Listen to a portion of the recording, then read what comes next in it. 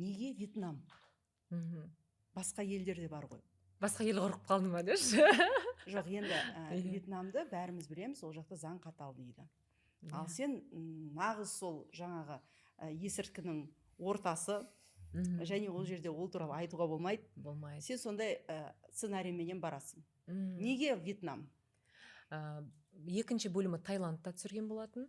Үшінші бөлімі Қытайда. Қытайда өте қиын болды негізінде ше. Негізі бұл проекттің жалпы біріншісінде де сондай ситуация болған. Екіншісінде Таиландта да тура осылай болған екен. Ол кезде мен продюсер болмадым. Мен үшінші частьта қосылдым. Үшінші частьта Қытайда қосылды. Ауа райының қолайсыздығына байланысты команда бір ай жатып қайтып келген болатын. Сосын қайтадан барған болатын. Төртте де сондай сынақ орын алып тұр ғой. Бірақ Вьетнамды біз таңдауымызға түрткі болған. Біз біріншіден бармаған біз өзіміз. Одан кейін өзге мемлекеттерге қарағанда тиімділеу қаржылай жағынан деп есептеген болады. Продюсерлар кеңес береді, ақылдаса келе сондай бір таныс продакшндар бар деген осындай желпіп барған түріміз.